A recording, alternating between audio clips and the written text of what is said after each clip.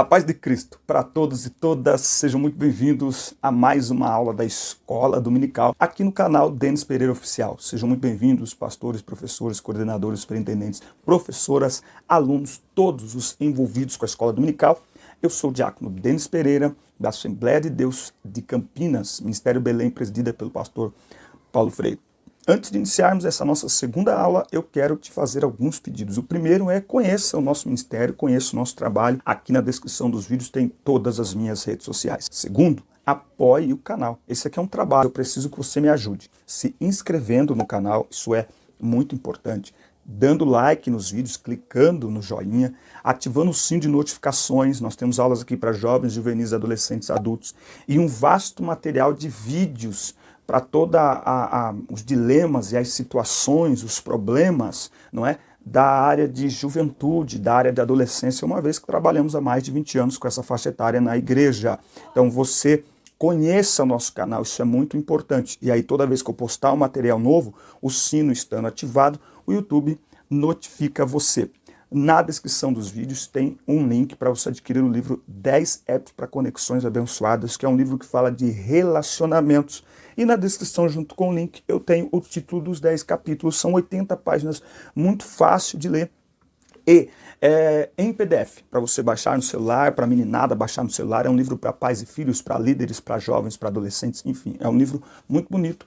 Comprando, adquirindo este livro, você está ajudando o canal, você está patrocinando o canal. Uma outra forma também, neste tempo de dificuldade, um tempo diferente, uma vez que todas as agendas foram canceladas, eu tinha uma viagem para o Pará, para você ter uma ideia, a passagem de avião foi cancelada e todas as minhas agendas de abril estão todas canceladas, então eu preciso do seu apoio. Por isso eu coloquei um link de uma vaquinha online aqui na descrição dos vídeos. Aquilo que o Senhor tocar no seu coração servirá para que eu continue fazendo esse trabalho, para que eu continue tendo estrutura para fazer esse trabalho, tá certo? E também para apoiar a minha família. Você estará mostrando que esse trabalho é bênção para você. Amém? Vamos então a mais uma aula da Escola Dominical.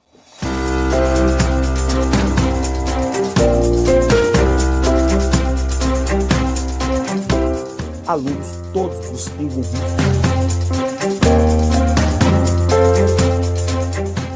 Muito bem, lição 3, classe de jovens. Lição 3, classe de jovens. Estou gravando essa aula na segunda, vou postar na segunda-feira. Eu acredito que ainda vai dar tempo. Não sei que dia que você está assistindo, mas sejam muito bem-vindos aqui ao nosso canal e desejo que vocês tenham uma boa semana. Escreve aí nos comentários de onde você assiste a nossa aula, o que você acha da nossa aula, o que você acha do nosso trabalho. Lição 3 na classe de jovens. Preparativos para a conquista. Escreve também nos comentários o que você está fazendo nesse período de quarentena, como é que você está se aproximando dos seus alunos. Texto do dia, Provérbios 21 e 31. O cavalo prepara-se para o dia da batalha, mas do Senhor vem a vitória. Deus conduz o seu povo e concede-lhe vitória, mas a glória de toda e qualquer conquista deve ser atribuída exclusivamente a Ele, o Senhor dos Exércitos. Eu quero pedir que você conheça o nosso canal, tem muitas mensagens, são mensagens curtas, devocionais curtos aqui, para todo mundo, principalmente para jovens e para adolescentes. Introdução.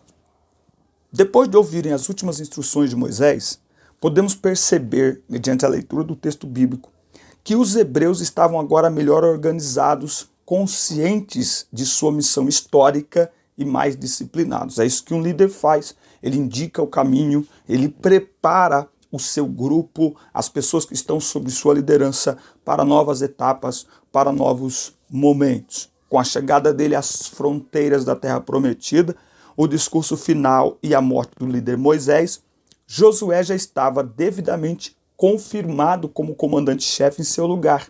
O povo entendeu que estava chegando um novo tempo para as suas vidas. Ou seja, a troca de liderança, mais do que uma substituição humana, ela significa um novo tempo para aquele lugar, para aquele povo, para aquele departamento. Isso aqui é uma lição muito importante para nós que atuamos em liderança de departamentos na igreja. A troca de liderança deve ser vista desta forma. Um novo tempo para quem sai, um novo tempo para quem chega e um novo tempo para o grupo que está ali para ser liderado, seja uma igreja, um departamento, um ministério. Tópico 1. Josué prepara o povo para a travessia do Jordão. Provede-vos de comida. O livro de Josué narra a história da saga dos hebreus rumo a Canaã. Foram 40 anos de muitas lutas, milagres divinos, rebeliões, surpresas e decepções para o povo, que agora chega ao seu destino. Grande parte dos milagres, como a travessia do deserto, cessou, como foi o caso do maná também.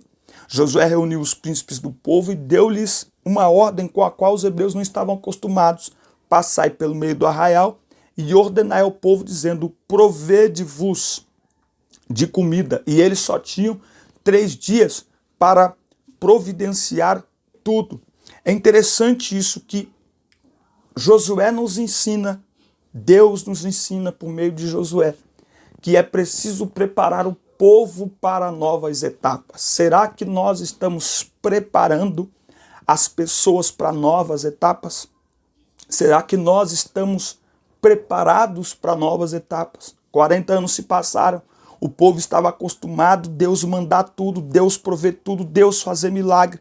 Agora chega um outro tempo em que eles iriam viver ainda mais a provisão de Deus, mas eles teriam parte, eles colocariam a mão para resolver os problemas, eles fariam parte do milagre, da provisão de Deus. E Josué, como líder sábio, não quis resolver tudo sozinho. Então, os príncipes das tribos foram excelentes ajudantes, o que nos mostra que quando Deus quer fazer algo significativo no meio do povo, ele prepara e separa cooperadores. Um bom líder delega, um bom líder distribui atividades. Um grande problema da liderança é não acreditar no potencial de cada pessoa ou querer que aquelas pessoas que vêm ajudar só podem ser ajudantes e cooperadores se fizerem do jeito que o líder quer fazer. Não, cada pessoa é única, cada pessoa tem a sua estrutura e a sua personalidade. E um bom líder se cerca de pessoas e acredita nestas pessoas e prepara estas pessoas para exercerem suas habilidades e para exercerem liderança debaixo de sua liderança. Um bom líder lidera, um ótimo líder prepara outros para liderar. Ele convoca as tribos, os guerreiros da tribo de Ruben, Gad e a metade da tribo de Manassés deveriam ser convocados para atravessarem o Jordão e lutarem pela herança de Deus. Mas uma parte ficaria para proteger as mulheres, bem como o patrimônio que estava na Transjordânia. Eles deixaram tudo e partiram para a guerra a fim de conquistar aquilo que o Senhor havia prometido novamente. Deus fez a promessa, mas é incrível. Deus está nos dando uma grande lição. Ele faz a promessa, mas a promessa precisa ser conquistada. A promessa precisa ser alcançada. Aquele que faz a promessa é fiel para cumprir a promessa, mas Deus faz questão que nós estejamos envolvidos, que nós estejamos cooperando com Ele para o cumprimento da promessa. O povo estava abastecido de víveres, todas as tribos estavam reunidas, o líder tinha a bênção de Deus, mas ainda faltava algo. Uma demonstração sincera de fidelidade e submissão do povo ao novo chefe. De nada adianta ter uma bela estratégia e um formidável exército, se as pessoas não estão dispostas a obedecer ao guia. Este é um dos segredos da arte da guerra. É interessante isso porque Josué vai enfrentar o seu primeiro grande desafio aqui. Mas Josué não entrou em cena agora. Ele entrou em cena como líder deste povo agora. Mas a Bíblia diz que ele era servo de Moisés. Ou seja, o povo já tinha conhecimento de Josué há muito tempo. É por isso que Josué, no início de sua liderança, é respeitado, porque ele era servo, porque ele respeitou a liderança de Moisés. Quem não respeita a liderança dos outros sofre muito para liderar, porque não consegue ser respeitado porque respeito não é algo que se pede, é algo que se recebe em resposta ao respeito que se dá. Então Josué foi bem-sucedido na sua liderança e respeitado pelo povo, porque o povo ouviu respeitar Moisés enquanto Moisés estava vivo. Deus já tinha anunciado sua fidelidade a Josué, assim como eu fui com Moisés, eu serei contigo. Agora o povo anunciou seu compromisso em obedecer ao novo líder. Vale lembrar que o povo faz isso porque sabia para onde esse líder estava indo, porque sabia quais eram as decisões desse líder. Um líder que não explica suas decisões, um líder que não se comunica com o povo, é um líder que não sabe onde quer chegar, e é como ônibus sem itinerário, não chega a lugar nenhum. Os hebreus estavam confiando o destino de suas vidas a Josué. Por isso eles pedem duas coisas: que Josué agradasse a Deus, que Josué se esforçasse, ou seja, desse o melhor de si. Olha o que o povo está esperando. Josué, que você agrade a Deus. Vamos ler aqui, Josué, capítulo 1. Vamos abrir aqui a Bíblia, nada melhor. Josué, capítulo 1, versículo de número 17. Josué 1 e 17. Assim como em tudo obedecemos a Moisés, do mesmo modo obedeceremos a ti. Basta que Deus seja contigo, nos liderando, assim como esteve com Moisés. Então sirva a Deus como Moisés o serviu. E ele continua dizendo: todo aquele que se rebelar contra as tuas orientações, não obedecer às tuas ordens, seja o que for que mandares, será morto. Então somente ser forte e corajoso, King James atualizado. Então olha o que o povo esperava dele. Um líder precisa ter esta convicção. E o povo precisa saber que está debaixo de uma liderança que irá ter preocupação e responsabilidade com o destino de suas vidas. Por isso que eu digo que a liderança na igreja, ela é diferente da liderança em qualquer ambiente.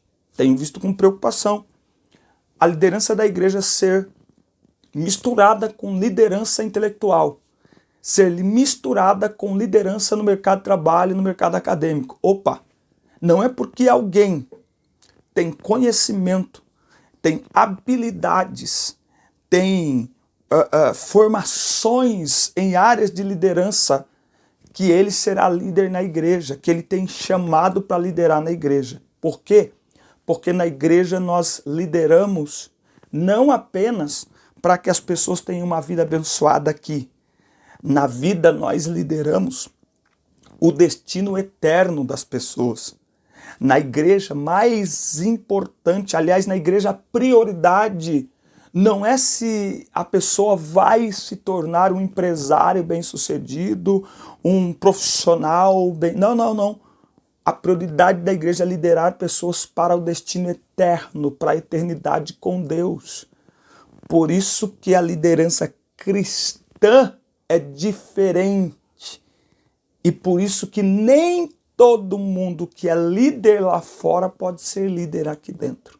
Aqui é preciso ter visão espiritual, exercer autoridade espiritual, porque estamos lidando com o destino eterno das pessoas. Lembrando aos irmãos que não se esqueçam de se inscrever no canal e dê uma olhadinha aqui na descrição do vídeo a forma como você pode nos ajudar a continuar com este trabalho. Os espias, tópico 2, os espias, enviados para o reconhecimento da cidade.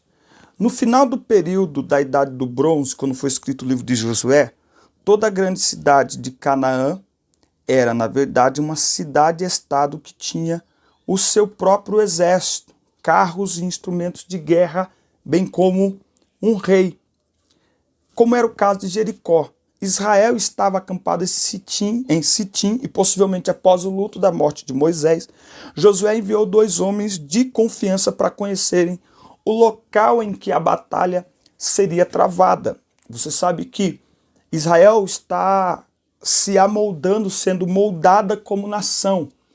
E uma das coisas que os reinos faziam era o seguinte: Israel tinha uma fama, por onde Israel passou nesses 40 anos, a fama de Israel corria longe, como um povo invencível. Então, uma das formas de se achar mais forte que Israel era não permitir que Israel tivesse armas. Você vai perceber lá em 1 Samuel capítulo 16 que o único que carrega espada mesmo é Saul e Jonatas. O resto era espada feita de pau, era pedaço de árvore, pedaço de galho, enfim, por quê? Porque desde sempre os povos ao redor de Israel evitavam que Israel tivesse ferreiro, que Israel desenvolvesse armas de metal. E Jericó, uma cidade fortificada e com um exército, Jericó estava, portanto, no caminho de Israel para a conquista da promessa. E Josué ele vai enviar 2 homens para conhecer as condições que seriam enfrentadas por suas tropas. E ele demonstra responsabilidade pessoal e atesta sua profunda dependência de Deus e fé, pois qualquer que fosse o relatório dos espias, ele já havia anunciado que a guerra seria travada. É por isso que Josué é um líder de excelência, mas ele não ignora o inimigo. A Bíblia diz assim, não ignoremos os seus ardis. Nós não podemos ignorar o inimigo. O Senhor está do nosso lado, o Senhor é a nossa força, o Senhor nos garante vitória, mas nós não podemos ignorar o inimigo, até porque quando nós ignoramos o inimigo, nós corremos um sério risco de sermos vencidos. Mas quando nós conhecemos seus ardis, suas estratégias, nós podemos então fazer frente a ele, revestidos, por isso que a Bíblia diz, revestidos da couraça de Deus, de toda a couraça da justiça. Um líder, ele presta atenção, um líder, ele avalia o ambiente, ele avalia os riscos. Isso não é falta de fé, pelo contrário, porque ao fazer isso está agindo com responsabilidade, porque tem pessoas sob sua liderança. E Josué faz isso como um ato de fé, porque já tinha anunciado que iria para a guerra. Após atravessarem o Jordão, os 2 espias partiram para Jericó, que ficava a aproximadamente 6,5 km. No momento principal, no início, não foi reconhecida essa missão, descoberta, mas depois o rei de Jericó foi comunicado e ele mandou soldados lá para a casa de Raabe para procurarem por estes soldados de Israel. Os espias estavam hospedados lá, mas a mulher salvou suas vidas, escondendo eles no telhado. É interessante como Deus usa pessoas improváveis para realizar milagres, para estabelecer o seu querer. E isso foi uma atitude de fé daquela mulher. Como eu disse, a fama de Israel corria longe. Quando ela percebeu que Israel estava próximo e que tinha 2 espias de Israel ali, ela, numa atitude de fé, ela esconde aqueles homens. E porque elas têm essa atitude de fé, a vida dela e da família dela também é preservada. Aquela mulher teve uma atitude de fé e aquela situação se revelou uma providência de Deus para aqueles 2 espias, porque eles estavam ali para uma missão do povo de Deus, em prol do povo de Deus. Tinha a ver com aquilo que Deus tinha prometido. Então Deus os guardou por meio de uma prostituta, por meio de alguém que eles jamais imaginariam que aquela mulher faria aquilo. Mas esta mulher revelou ser uma mulher que confiava em Deus. Ela decidiu confiar em Deus e por isso ela salvou a vida dos espias e ela também teve a sua vida salva. Ao falar com os espias, Raabe aqui ela vai revelar então. Ela vai revelar que exatamente essa questão da fama, que ela sabe, o Senhor vosso Deus é Deus em cima nos céus e na terra. E para a bênção ser completa, ela acrescentou uma informação valiosíssima. Ou seja, ela disse, olha, todo mundo aqui está apavorado em Jericó. O pessoal aqui está dizendo que já era, porque Israel por onde passa está tudo quebrado, está tudo dominado.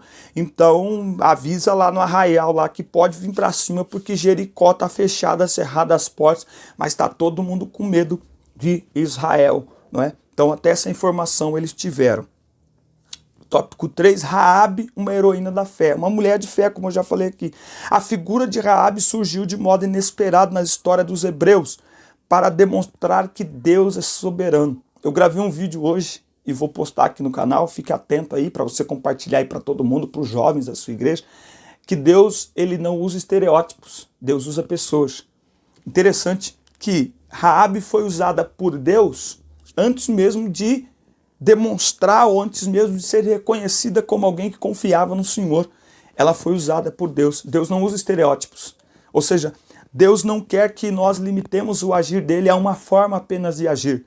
Não, então para ser professor da escola dominical você tem que falar desse jeito, para pastorear uma igreja tem que ser desta forma, para liderar o grupo de jovens. Não, não, não, Deus não quer estereótipos. Estereótipo é um padrão pré-concebido pelo qual os seres humanos acham que as coisas só podem acontecer de uma forma. Deus não trabalha desta forma. Ele fez cada um de nós com uma identidade, com um DNA diferente, com uma personalidade diferente, e ele não anula a personalidade para nos usar. Pelo contrário, ele já nos conhece antes da eternidade, ele já nos conhece antes de nascermos, então nós fomos criados por ele e para ele, para a glória dele. Então a nossa estrutura, a nossa personalidade, o nosso tipo, o nosso biotipo, o nosso jeito de ser, é desta forma que Deus vai nos usar, e Deus está mostrando exatamente isso aqui sobre a vida de Raabe, e por causa da atitude desta mulher, ela é contada como uma heroína da fé. Uma mulher de fé, uma mulher nesta condição, a Bíblia diz prostituta, mas por conta dela, por conta da atitude dela, ela entrou para o livro das heroínas da fé, para o rol das heroínas da fé. Lembro até aquela prostituta que vai lá e que lava os pés de Jesus, a Maria Madalena, né? Prostituta, chega lá e lava os pés de Jesus, unge os pés de Jesus. Jesus diz o quê? Quando está todo mundo dizendo, podia pegar esse unguento aí e vender, ele diz, ela está fazendo isso aqui, me preparando para a minha entrega, para o sacrifício, para a minha morte. E é o seguinte, enquanto o mundo for mundo, por onde o evangelho for pregado, o que essa mulher está fazendo aqui vai ser noticiado para tudo quanto é lado, porque Deus pega o improvável e se torna um exemplo de fé para as nossas vidas. Isso é um grande sinal e um grande despertamento para nós prestarmos atenção, porque às vezes nós olhamos e não acreditamos que Deus vai usar determinadas pessoas, e às vezes Deus usa exatamente para confundir. 1 Coríntios capítulo 1, confundir os grandes ele usa os pequenos, os que não são ele usa para confundir os que são, e reduz a nada aqueles que pensam que são alguma coisa, porque o poder é de Deus. A mentira de Raabe foi um pecado originado da fraqueza de uma pessoa que não conhecia o Senhor e a sua lei. Pessoas amadurecidas espiritualmente resolvem situações complicadas com sabedoria e discrição, mas sem mentir, como aconteceu com Abraão, quando foi questionado por Isaac acerca do cordeiro para o holocausto, e por Jesus quando seus irmãos lhe perguntaram se não iria à festa em Jerusalém. Deus abençoou a Raabe não por sua mentira, mas por sua coragem e fé. Aliás, a mentira de Raabe aqui, ela é um dos sinais de que a Bíblia é o livro infalível e inerrante palavra de Deus. Por quê? Porque ele não esconde as falhas dos nossos heróis, assim como nos filmes se esconde, assim como nos livros se esconde as falhas dos heróis. A Bíblia não esconde as falhas dos heróis para mostrar que os heróis feitos de carne e osso não são infalíveis, ok? Então a Bíblia não está escrito aqui essa mentira de Raabe para nos ensinar a mentira ou para avalizar a mentira, mas para mostrar que os heróis, por serem humanos, por terem um pecado em si, eles também mentem. Perfeito só é Deus, e esse é o motivo porque a Bíblia é inerrante, porque ela não esconde, ela não passa maquiagem no erro dos heróis. A história de Raabe prefigurava um projeto divino que se revelaria séculos depois, quando seu descendente mais nobre, o Senhor Jesus, o fio de escarlate, que pendia sobre a janela de sua casa no dia da invasão, em que a forte muralha caiu, apontava para a gloriosa salvação disponível a todos os homens que se arrependessem de seus pecados. Assim como na saída do Egito foi o sangue do cordeiro nos umbrais das portas, que salvou os primogênitos da destruição do anjo da morte, 40 anos depois, Deus, olhando mais uma vez para a cena do Calvário, inspirou os jovens espias a usarem como símbolo da redenção da família de Raabe um fio vermelho. O Senhor estava, a cada episódio da saga do povo hebreu, apontando para o momento em que seu filho desceria do céu e, por amor à humanidade, nasceria de uma virgem e morreria numa cruz, trazendo salvação. Então, desde o princípio, Deus está mostrando, Deus está apontando para a salvação por meio de Jesus Cristo. Aquele fio de escarlate trouxe salvação, simbolizou salvação para toda a família de Raabe. O sangue de Cristo vertido no Calvário, sangue inocente, sangue vermelho, sangue carmesim, também nos purifica de todo pecado e garante, através de Cristo, a nossa eterna salvação. Que Deus abençoe a sua vida, assim como eles foram fiéis e foram usados por Deus e tiveram coragem de lutar e avançar para conquistarem a promessa. A promessa não tarda. A promessa para nós hoje também é a promessa de novos céus e nova terra. Não de uma Canaã terrestre, mas de uma Jerusalém celestial. Permaneçamos firmes e avancemos na nossa jornada, como diz Paulo em Filipenses 3,13, não olhando para trás, mas esquecendo das coisas que para trás ficam e avançando para as que estão diante de mim. Prossigo para o alvo da soberana vocação de Deus em Cristo Jesus. Não pare, não desista, porque nós estamos em direção a Jerusalém celestial. Que Deus te abençoe, forte abraço, inscreva-se, assista, compartilhe o vídeo e até a próxima. Deus abençoe.